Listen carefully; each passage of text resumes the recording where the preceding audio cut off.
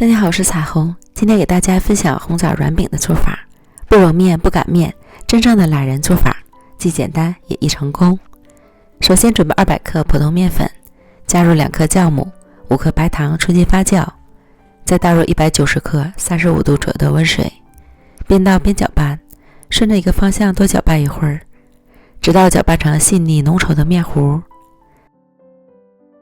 盖好，放到温暖的地方，醒挖至2倍大。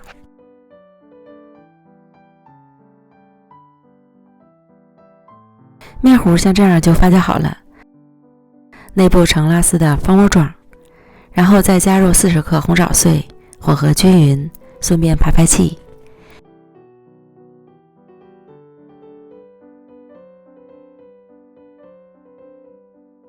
然后刷油预热饼锅，舀入适量面糊，没有这种锅，直接放到平底锅或是电饼铛里来烙都可以。这个形状其实不重要，也不影响口感和味道。想要更懒一点，就直接将面糊倒入到锅里，摊成一个大饼也可以，然后用刮刀抹点油，把表面磨平整。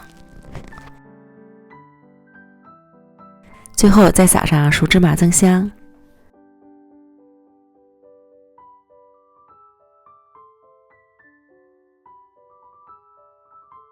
看见边缘定型了，淋油翻面。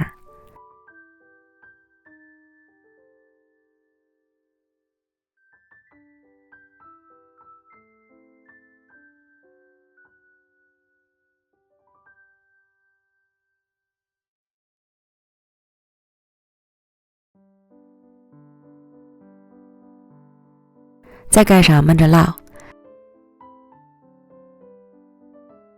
另一面烙至上色，再次翻面，有受热不均匀的地方换换位置。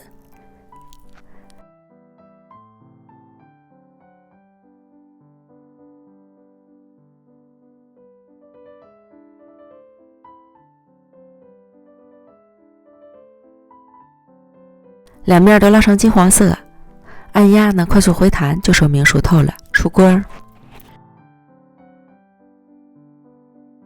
这样咱们的红枣软饼就做好了，特别的软，蓬松暄软，吃起来后弹性也很筋道，还带着浓郁的红枣的香甜和芝麻的香味儿，越吃越香。这个小饼即使放凉了也还是软的，喜欢的朋友就赶快试试吧。美食天天更新，咱们明天见，拜拜。